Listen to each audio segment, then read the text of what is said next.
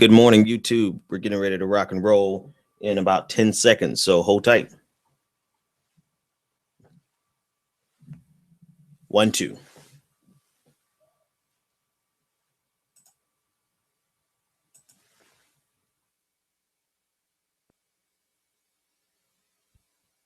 And here we go. It's the Benjamin Dixon Show. Your mission, should you choose to accept it, is not merely peace in our time, but peace in all time. I have no fear whatsoever of anybody or anything. Did you think no one was watching? Injustice anywhere is a threat to justice everywhere. your mission. Boldly go where no man has gone before. To reclaim the American dream. To be given the right of human beings to be afforded equal rights and equal opportunities. It's the Benjamin Dixon Show. If you're hearing his voice, you're hearing the voice of reason. You've certainly come to the right place. Welcome, ladies and gentlemen, to the Wednesday episode of the Benjamin Dixon Show. I am your host, Benjamin Dixon. Welcome aboard. It is hump day. You are halfway through the week. If you made it this far, well, you may as well keep going. A lot of things in the news. Some things very important and some things not so important. And well, that's just the way our news world exists. You know, things get into the headline news that, quite frankly, are not as important. And I guess it's all in the eyes of the beholder, right? What's important to you may not be important to me, and what's important to me may not be important to you. So let me not belittle some stories. But, you know, anytime people from the reality TV world make it into the news, to me, that's just generally not important. But sometimes they make such a huge splash that you could ignore them, but you know, you would be kind of disingenuous if you ignored them because let me get to the point. Caitlyn Jenner. Let me do this first. Caitlyn Jenner. So Caitlyn Jenner has made her transition from Bruce Jenner, and that is all over the news. It was all over the news like Monday and Tuesday, but because I didn't talk with you yesterday, it's something that I wanted to talk about today. And it's, to me, it is a very, it's not a clear-cut situation. It's not a, you know, a lot of people have gone and just, you know, labeled her a hero. And I think she's getting ready to get the EPSI award, the sports award for being a hero or bravery, and all of these things. And first of all, from a moral and all of those, you know, religious and all those kind of perspectives, for me personally, you know, whatever person wants to do, you know, they have free will to do whatever they want to do. And if they want us to call them she, and they want to address them as she, and if it wants to be called Caitlyn, I've got no problem with that. It doesn't take anything off my back, no skin off my back to address a person how they want to be addressed. Matter of fact, I'm really big on that. However a person wants to be addressed, it takes absolutely nothing away from us if we just oblige that. You know, if you're going to address them. Now, here's the thing. Most of us are never going to actually get in a conversation with Caitlyn Jenner. Right. So what does it, you know, either don't mention them at all, or, you know, get their name out of your mouth, or be respectful enough to just address a person the way they want to be addressed. I don't think that's too big. I don't think that's a revolutionary thing. I don't think that is a groundbreaking notion, right? I think that is just basic courtesy, common one-on-one. If my name is Benjamin, but I prefer that you address me as Ben, maybe I have something against the whole name Benjamin. What does it take away from you? I see a lot of people who are just tripping over the fact that they refuse to address her as Caitlyn and they're going to address her as Bruce. Well, you're just intentionally being disrespectful.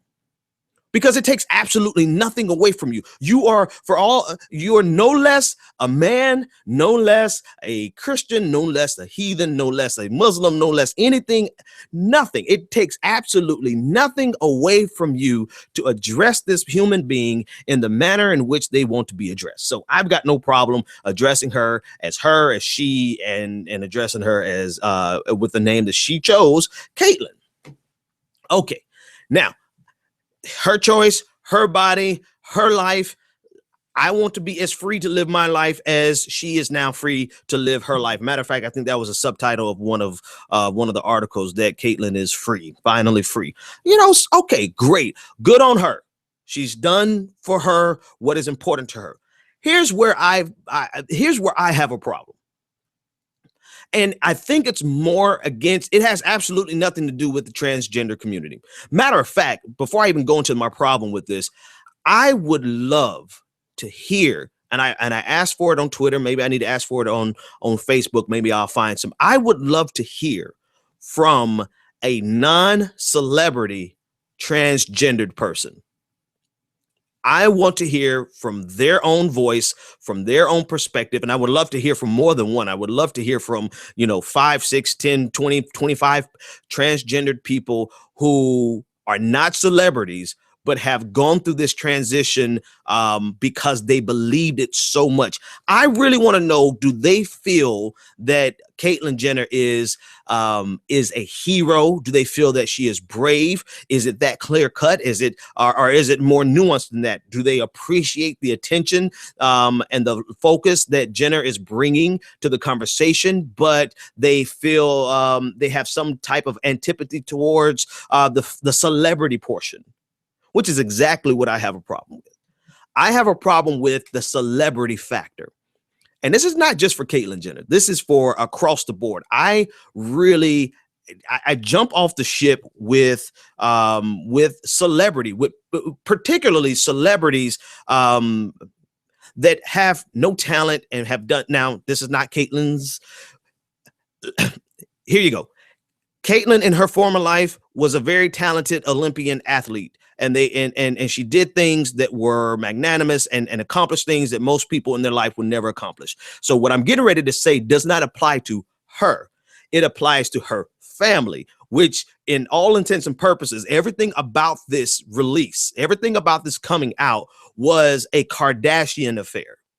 And that's what I have a problem with. It's not so much to me personally. And this is just my opinion. And I want to talk to some transgendered people. I would love for them to call in. I would love for them to hit me on Twitter and just tell me your opinion. But to me, bravery isn't being on the cover of Vanity Fair.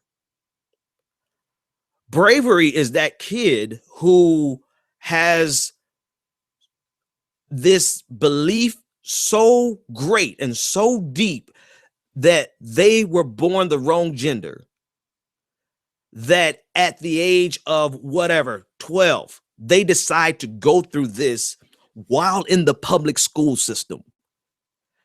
Listen, you get bullied in school, and this is not giving an excuse to schools. That is something that needs to be fixed, but you get bullied in school for being overweight.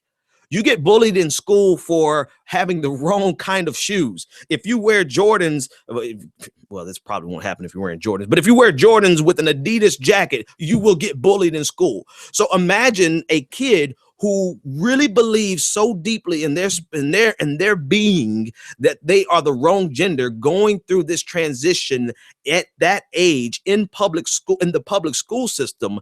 That, my friends, that is what I personally consider bravery, as opposed to having probably a couple of $100,000 worth of, if not $1 million worth of promotion, photo shoots, and having the entire world there to be a part of your transition. And it was done in and this is no slight against Caitlyn.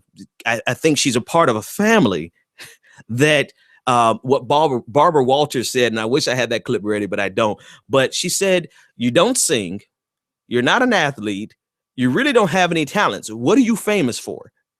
That's the family that she's a part of, and that's where I have a problem. Anytime reality TV drips over into the mainstream news, it's really like I kind of cringe, because, and it's not just the Kardashians. I am completely, how I loathe the reality TV generation that we have. I mean, I don't care if it's the Real Housewives of Atlanta. When I see the commercials, I get aggravated. I don't care if it's Love and Hip Hop. I don't care what the subject is about. If I have yet to see a meaningful reality TV show, even shows like I don't consider shows like Undercover Boss. I don't consider that to be reality TV because they actually are doing something good.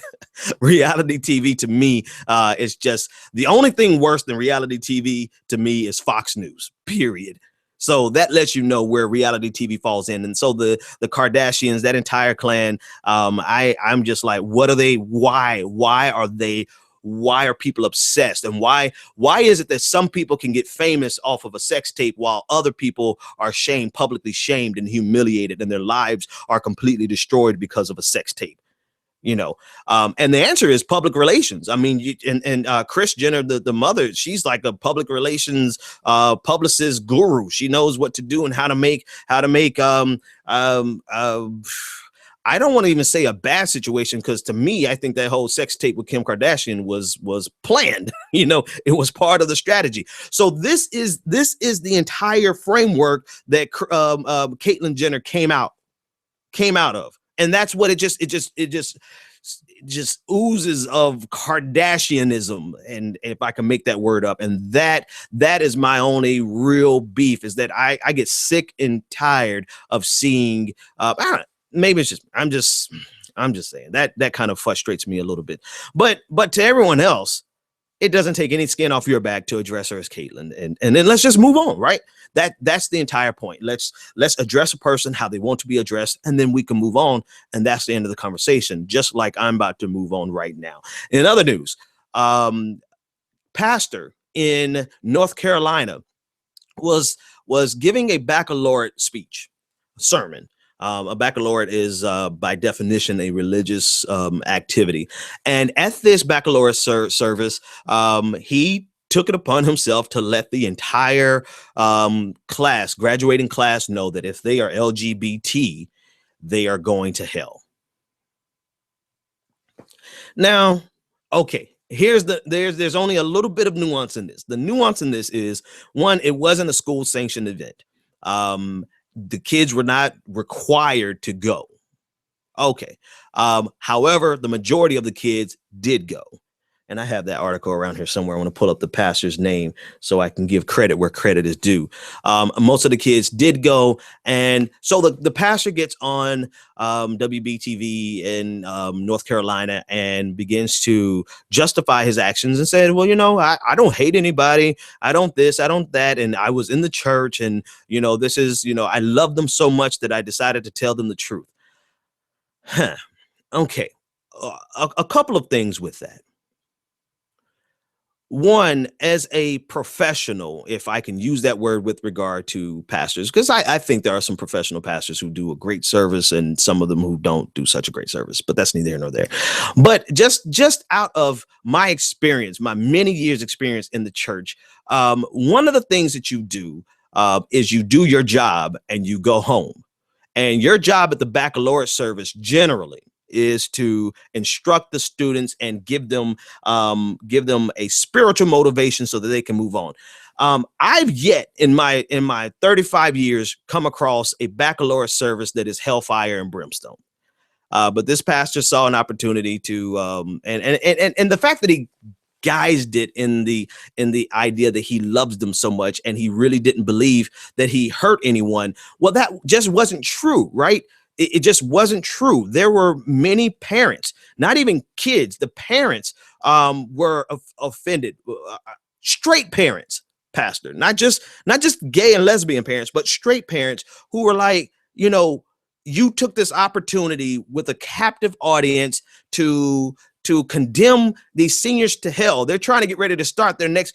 Here's a more nuanced thing, right? Let me segue to my beef with Christianity. If your job really is to bring more people into the Christian fold, how do you think condemning people to hell on an event in which they are supposed to be celebrating the beginning of their life, how is that going to do you any good? How many people were brought into the Christian fold from that sermon, right? So not only are you disingenuous, but you're also not even productive for your own goals. I never understood that. Why would, if your goal is to attract people, then how is it that you do everything to make people repulsed?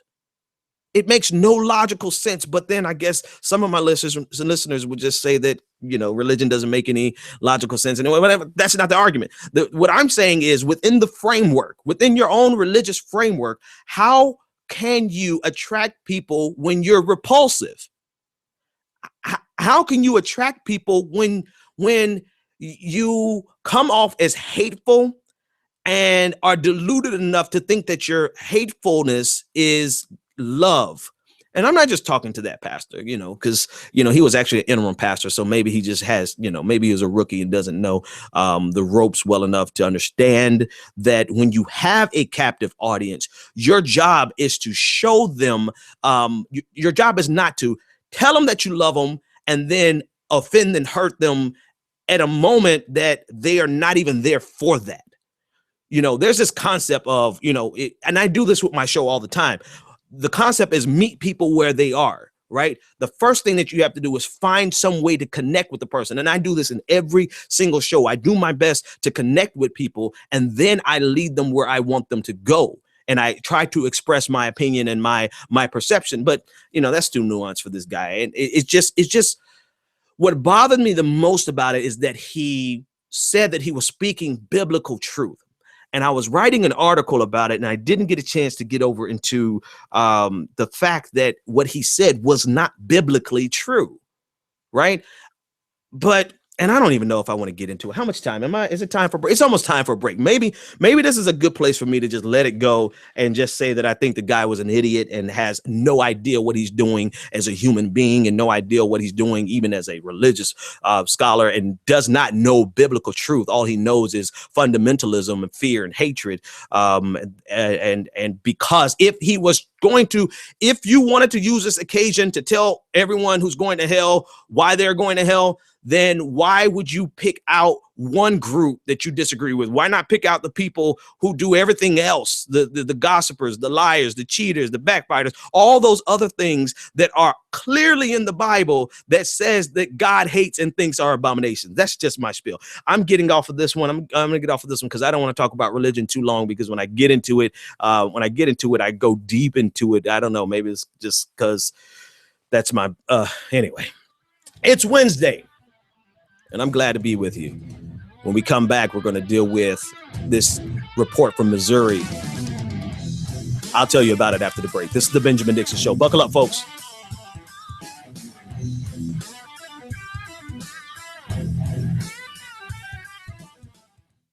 When you're ready to lose weight, why count, track, and worry over every meal? Jenny Craig makes it simple. Just walk into a neighborhood Jenny Craig center or give us a call. You'll meet your dedicated personal consultant who helps you reach your goals. Together, you'll pick out delicious Jenny Craig foods that you'll love and design a menu that fits your life. And the best part is that you can get started losing weight right away. Don't wait any longer to take advantage of our best offer ever. Call 1-800-JENNY20 or visit jennycraig.com. This is the sound of salmonella gyrating on your undercooked chicken. And it looks like Mom might be taking it out a little early. Don't let salmonella get funky with your chicken. On average, 1 in 6 Americans will get a foodborne illness this year. So use a thermometer to cook each type of meat to the right temperature. Keep your family safe at foodsafety.gov. Brought to you by the USDA, HHS, and the Ad Council. On the next episode of Recipes for Disaster. I'm making beef sliders for my friend Sandy. Nana taught me to always pull meat off the grill early so it's extra juicy. Use a food thermometer to ensure ground beef is 160 degrees, or you could make people really sick. Sandy didn't think twice about the slider she ate until yoga class, when a nasty case of food poisoning turned her downward-facing dog into upward-moving lunch.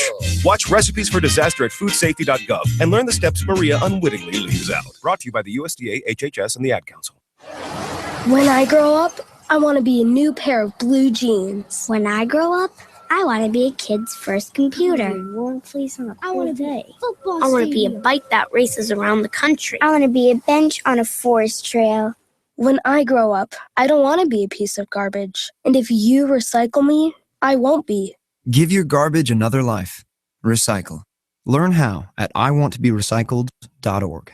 Brought to you by Keep America Beautiful and the Ad Council. Welcome back to the Benjamin Dixon Show. If you're hearing his voice, you're hearing the voice of reason. Welcome back, ladies and gentlemen.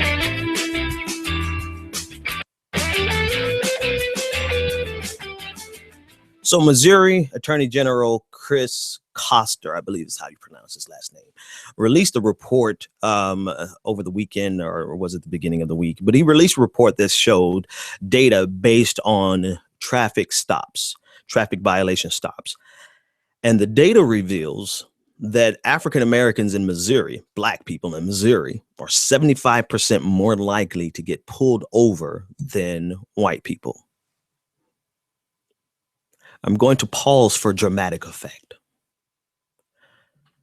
because when African Americans say things like, "You just pulled me over because I'm black," many people, black people, we identify with that clearly. But then other people are like, "Oh, you're just being ridiculous. Oh, you're just being, you're just playing the race card. You think everything is about race."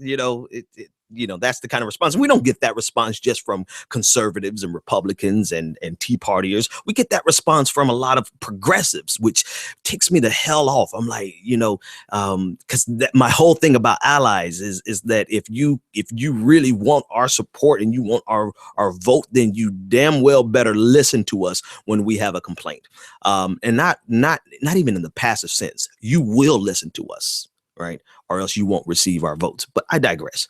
So it's not just Republicans and conservatives and Tea Partiers, idiots, and it's some progressives who just completely dismiss this idea of racial profiling and the realities of being black in America.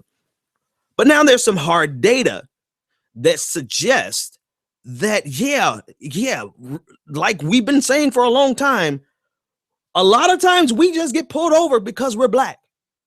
And it's not always, I'm not saying, that one time I was going 95 miles an hour. No, they didn't pull me over because I was black. They pulled me over because I was going 95 miles an hour in a 60 mile per hour zone. All right. Okay.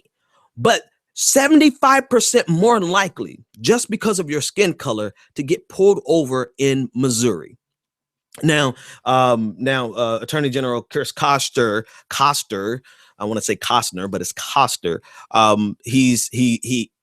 He wanted to ward off. He wanted to preemptively stop the conversation about it being about race. He said, there's over 600 different law enforcement agencies within the state of Missouri. And so it's hard to apply causality across the board, and that they needed to dig into it and find out exactly what the case. And he even gave an example of certain counties, predominantly white counties, that have higher incidents of African Americans being pulled over because they are that's not their neighborhood. Now, he gave this as an example of why it may not be about race, but then his exact wording suggests that it's about race. So in Missouri, and I'm curious, right? I looked a little bit, I didn't dig deep enough, but I'm curious what the other stats are for other states. Like what, is it the case that this is happening in Massachusetts as well? I need to know. And so I know when and where to drive. But that is here's the other facet of that conversation. 75%, that is up 9 points just this year alone. So and this is the first report since Ferguson, Missouri, where Mike Brown was killed back in August of last year. This is the very first report to come out since then. So just in the last year alone, not even a full year, there has been an uptick of 9 percentage points in the stoppage of African Americans. You're more likely, 9% more likely this year. Which begs the question, and I guess someone can run a statistical model to see if that is a statistically significant increase over last year. Is there some type of anomaly in the system that caused that dramatic increase, or is this the standard level of increase that you see every year? And the only reason I asked that question is because in 2000 the percentage was 30%.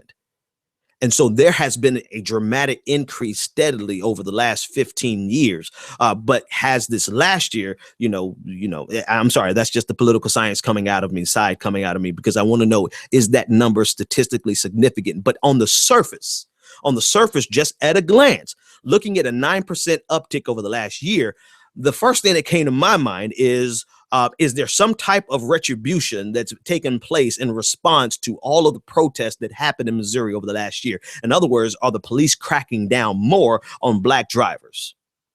Now, I cannot, for intellectual integrity, I cannot assert that without actually looking at a statistical analysis, but I would definitely imply that, because that is a huge uptick. Now, whether it's statistically significant or not, we will see. Somebody should do the research. Maybe I'll do the research. Maybe I'll do that for a paper for my doctoral program. But the fact of the matter is, just in 1 year, there's 9 percentage points. 75% more likely, just because of the color of your skin. So when people say things like, you just pull me over because I'm Black, well, if you're in Missouri, that's quite possible. And so the Attorney General is suggesting that there's a lot of further research that needs to be done, and maybe we can discuss policy implications and make changes after that additional research has been done. I would say that is necessary. I would definitely say that is highly necessary, especially in light of the Ferguson police report, where they discovered that the city was basically funding their budget shortfalls on the backs of poor African Americans, intentionally targeting them. So this is kind of quite literally par for the course for that state. In other news, I have to keep moving past certain topics, right? The religious topics, I have to keep moving past. The race topic, I'll keep moving past, lest I become mired in the conversation and let it take over the entire show. So can I shoot a link instead of saying, can you cover the okay. Okay, great. No, just got a message from my mentor. Anyway, okay. So here's in other news. We talked about on Monday the USA Freedom Act. And as of Monday, it hadn't passed. And because it hadn't passed, the collection of data stopped on Sunday at 3:59 p.m. And so it finally passed. And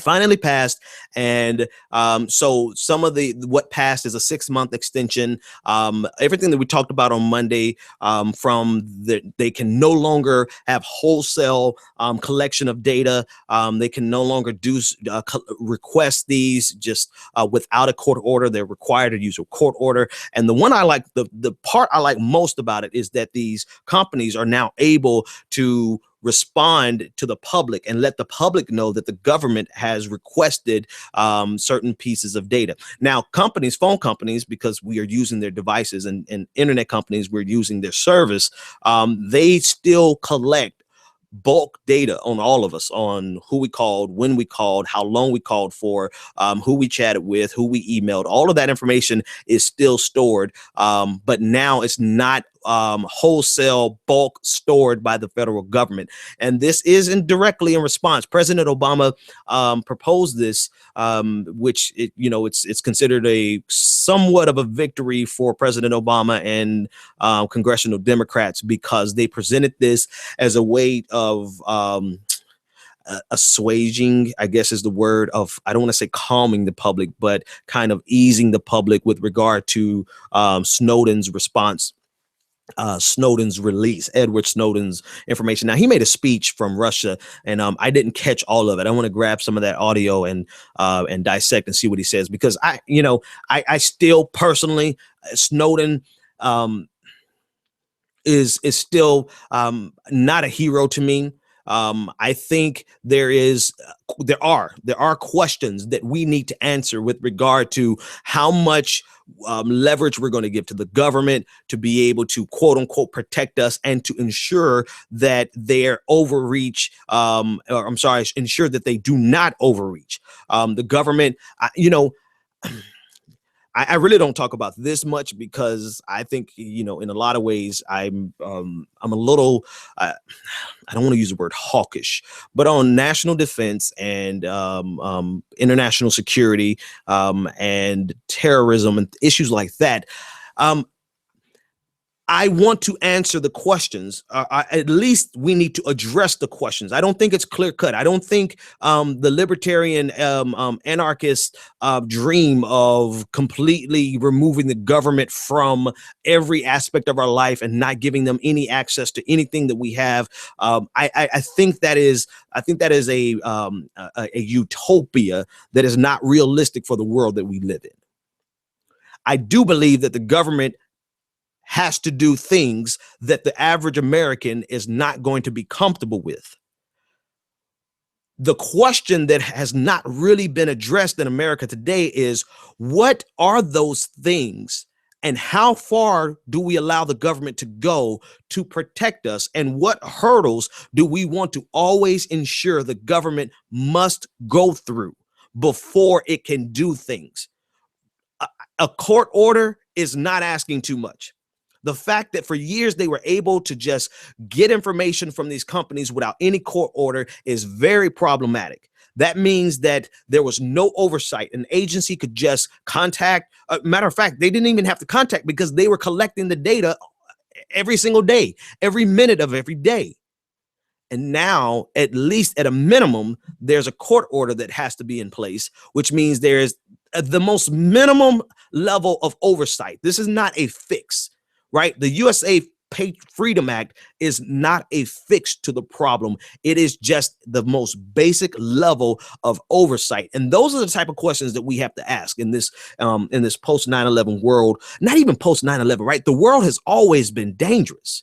I think that's where I part ways with a lot of liberals, and liberals in the sense of peace at any cost, but also the anarchist and I don't know, this is not a fair comparison, but I'm going to say it anyway, the anarchist / libertarian, because in a lot of ways, libertarians in its extreme brings anarchy, because it really, an anarchy in the political science sense, not, oh God, I need an intelligent audience, so you guys stick with me.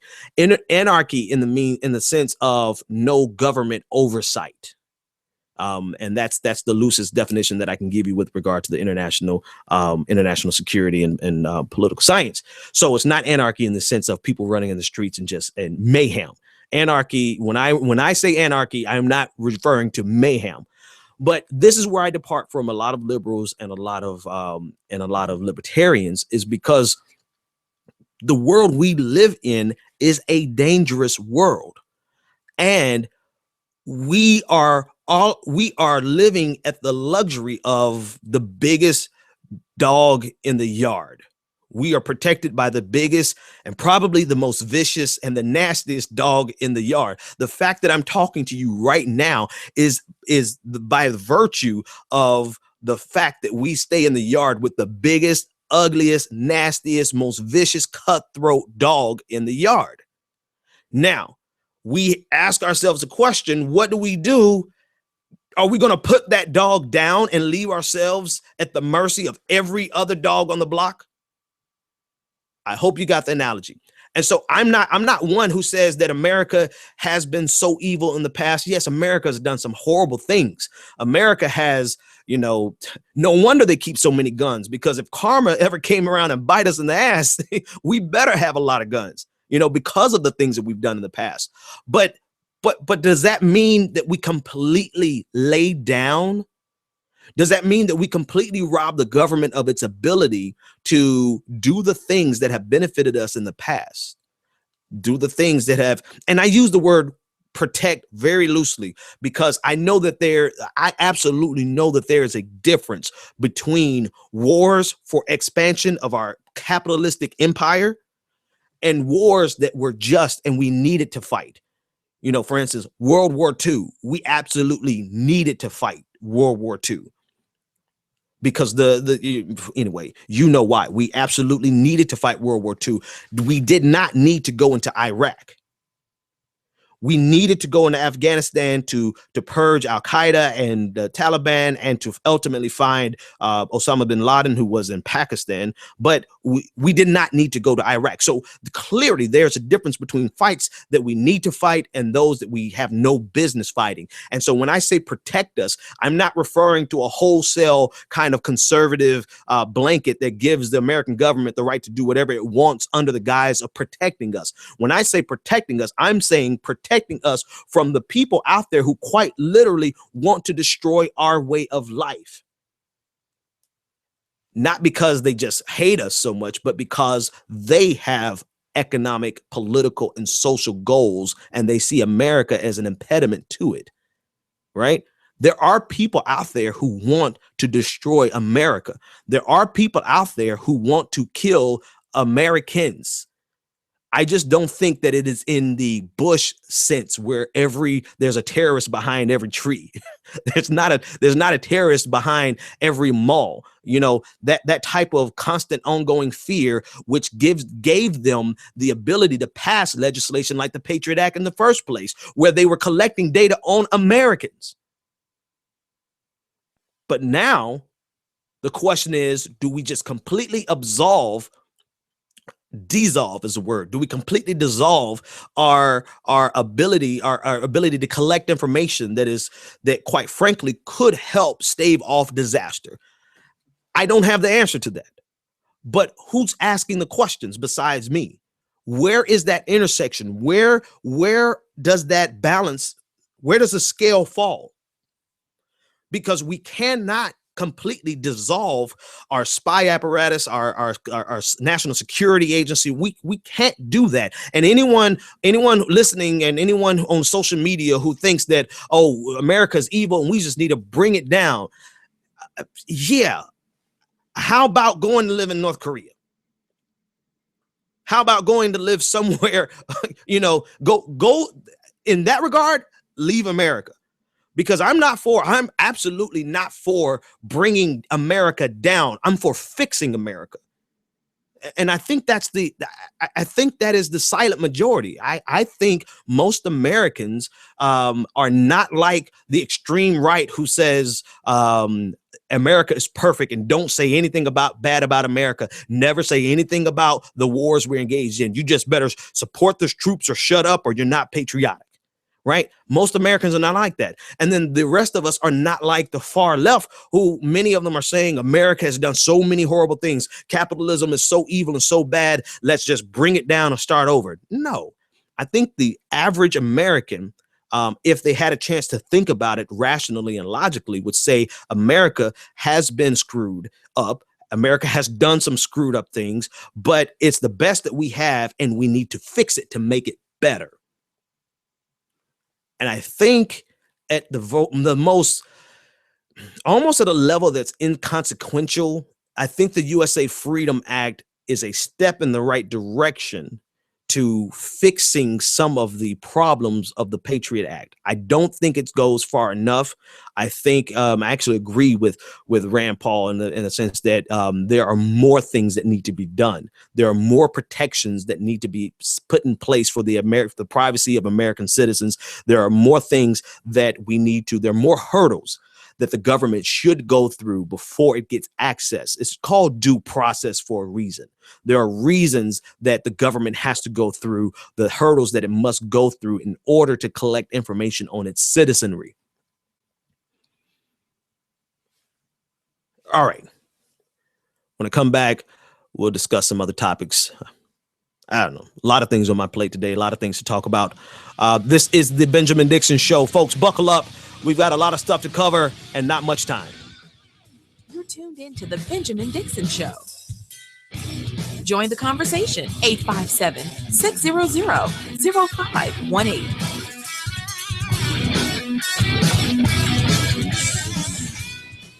Looking for the right business opportunity?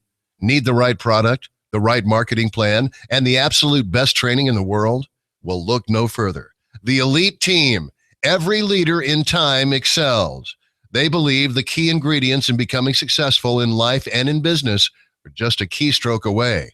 Go to www.eliteteamsite.com. That's www.eliteteamsite.com.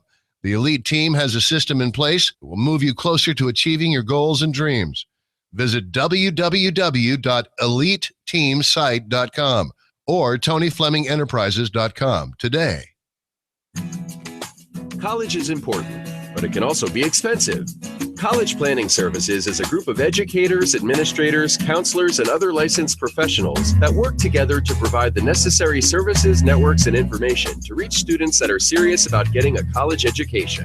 College Planning Services partners with financial institutions, corporate sponsors, and other major players in the global market to strategize in building a pool of information regarding financial aid, scholarships, and funding information to assist students in preparing to access the essential resources to build upon their path to an educational future. Learn more at collegeplanningtoday.com and let us help you start your college career.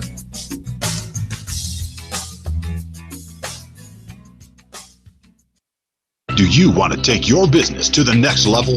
Ultimate Business Solutions provides the support you need to increase your customer base and sell more products and services online. Specializing in graphic arts, web development, and internet marketing, Ultimate Business Solutions creates the face of your business. If you're looking for a custom logo, dynamic website, or popping marketing material, call Ultimate Business Solutions today at 404-704-2197 or visit www.ultimatebizsolutions.com. Ultimate Business Solutions. Let us create your future.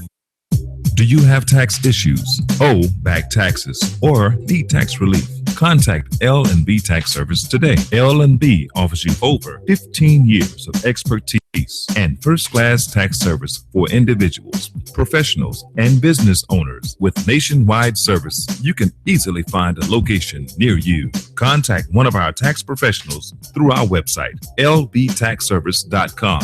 That's www.lbtaxservice.com. L&B Tax Service Incorporated. Tax professionals that you can trust. You've tuned in to the Benjamin Dixon Show. Hey.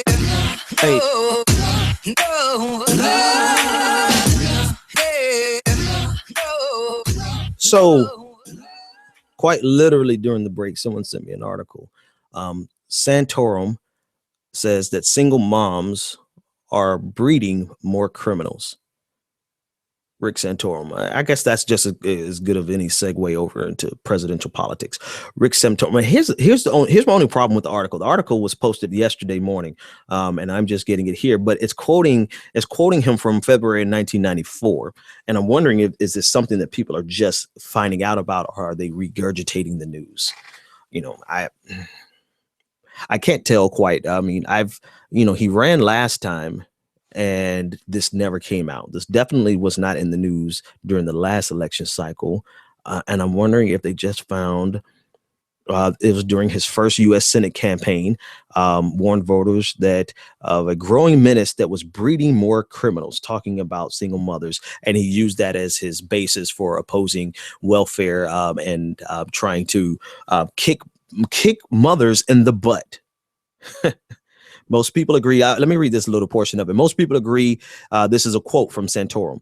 Most people agree a continuation of the current welfare system would be the ruination of this country. Santorum told a town meeting in Clairton, Pennsylvania in February 1994, rather. We are seeing it. We are seeing the fabric of this country fall apart, and it's falling apart because of single moms. Okay. I'm a little loath to discuss this because he said this in 1994, and I just cannot believe that no one has discussed this before since. However, because I know that this was not part of the last election cycle, it's a great possibility that no one has discussed this, and that's why it's newsworthy. A long time ago, yes, but his comments and his commentary since then have been pretty much par for the course. Rick Santorum, former senator from Pennsylvania, presidential candidate, just the goofball. I mean, that's really the best way to describe him. He even has, if you Google the word Santorum, you will see that he has a gift from Dan Savage, gay activist. There's a gift for him that has everlasting gift that would never change. Google the word Santorum. I won't discuss it on air because it's pretty gross. His stance against gays and lesbians earned him his own his own distinction in Google. So anyway, but his comments and his beliefs and the things that he has done since 1994 are rather consistent with this type of statement. And really, if he has never been held accountable to those words, here's the reality. Let me do a tangent. Let me go tangentially over to the philosophical portion of this. For a guy who does a lot of writing and a lot of speaking, at times I'm amazed at how trippy people get over the words of people. Sometimes I think we disingenuously we lose our minds over things that people say. But I'm learning and I'm growing to realize that our words are rather powerful. I know I should know this. I'm in talk radio and I've spoke many times. And I do realize that I could say things that would move people into action, and I could say things that can make them apathetic. And so I understand, from a personal level, I guess I understand the impact of words, which is why I still have trouble with that, though, right? I mean, they're just words, but that's just my personal demon I'm working with. But I understand now that you have to be held accountable. If you say something, you have to be held accountable to what you say. You need to clarify it. You need to justify it. You need to give evidence to it. You can't just say something and not expect people to ask you about it. So if no one has ever asked Rick Santorum about this problem, hang on, I want to use his exact words. I don't want to take them out of context since I have the quote right here. He says, there's a growing menace that is breeding more criminals and threatened to destroy America from within. Single mothers. Now, I do believe that if he had no chance of winning ever, Rick Santorum would never have been the American president. That we can just conclude there, period, right? But I think he's now probably 50% less likely. There are a lot of single mothers in America that Rick Santorum now has to be accountable to. What did you mean, Rick? Now, here's if I can parse that a little bit, and I'm going to put words in his mouth. Yes. Go ahead and cry foul. I'm going to put words in his mouth. I guarantee you that Rick Santorum, when he said this, was not talking. But 1994, he was not. Even if it was 2004 or 2014, he was not talking about that single mother in suburbia whose husband may have died or left her, and she's struggling to raise her kids. Quite frankly, he wasn't talking about white mothers. Let's just call a spade a spade. Let's just dispense with all the formalities. He wasn't talking about white mothers. The only context that he could say this and not be utterly destroyed is in the Southern strategy context, because there are a lot of white single mothers out there. And so damn well he was not addressing white single mothers. He was, if someone will find the tape for me, and we'll find the tape and we'll research this more, but I guarantee you the context in which he was saying this was a subtle jab to single black mothers. But I digress, because that's just what Republicans do. They do dog whistles. But his mistake is this: because he was not bold enough and crazy enough and stupid enough to say black mothers, the words that he used simply says single mothers. And so now he has to be held accountable to both black and white and other single mothers. Now that's just my shtick. Here's the problem. Women, many of which are single mothers, make up over 50% of our electorate. He never had a chance before. And he sure as hell doesn't have a chance now, especially because it seems as though, and I'm looking, it seems as though this is the first time this has seen the light of day. So, I mean, we got to be careful with what we say. I'm making a personal mental note to be accountable to every word that comes out of my mouth, because people will find stuff from 1994 and bring it back. I mean, 20 years ago, and bring it back, and it will come back to haunt you, especially when it's something as asinine and ignorant as what is probably par for the course for Rick Santorum and for many Republicans. Hillary Clinton, favorability has she's gone down in the polls. You know, that's not I don't think that's major news, because she's actually at the lowest point ever. She's at 43%, and let's see, her lowest point previously, I'm sorry, she's at 45%, and her lowest point was 46% in 2003. This is I don't think this is anything to worry about for those of you who like Hillary. My jury is still out, but for those of you who support Hillary, this is really just the fact that she's now back into the limelight, and that's human nature. That's American politics 101. As soon as you step back into the fray, like Bill Clinton, everybody loves him right now. Everybody loves him as so long as he's out doing philanthropic endeavors and speaking and taking, doing the cover of Time magazine. Everyone longs for you. Everyone longs for you when you're gone. But as soon as you come back, well, that's when the reality sets in. And we know that just practically, right? Everyone misses you while you're gone. But as soon as you come back, people remind you of, you remember when, so Hillary has hit an all-time low, and that's to be expected. However, they can't sit there, just because that's what happens in American politics. Her team has to get on this and push her favorability ratings up. More Democratic nominees are getting into the presidential election. Bernie Sanders made a big splash, raising huge amounts of money. He has great crowds showing up. Martin O'Malley. There's another candidate. I just skip my mind, man. It's too early in the morning to I need my coffee. But candidates are getting into the field for the Democratic nomination, and it's not a foregone conclusion that Hillary is going to be the nominee, even though it's a foregone conclusion that Hillary is going to be the nominee. I really hoped that Elizabeth, two people, both from Massachusetts, Deval Patrick, the former governor, just left office last year, and Elizabeth Warren, senator from Massachusetts. I had really hoped that they would get into the campaign, but this week news came that really, quite frankly, all but makes Deval Patrick not electable. Deval Patrick, I'm a big fan, but he has taken a position with Bain Capital, the Mitt Romney Bain Capital. So I think he's signaling to all of the Democratic and progressive world that he's out of politics and he's going to go ahead and make some money. And, that's his prerogative. But we really could have used a voice like Deval Patrick, because he was, you talk about a firebrand.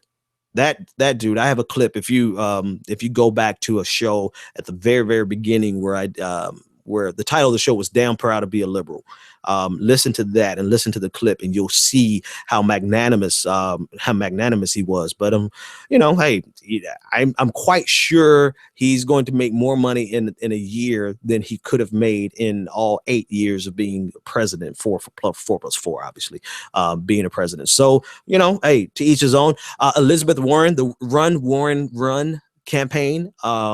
It was a campaign that wasn't started by her. Obviously, it was started by people who wanted to draft her into the 2016 election. Has officially shut down. And so any of our hopes of Elizabeth Warren, let me tell you why I like Elizabeth Warren. Elizabeth Warren is a throwback progressive.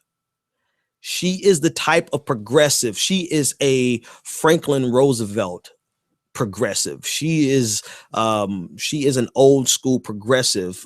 She's a Keynesian economist progressive.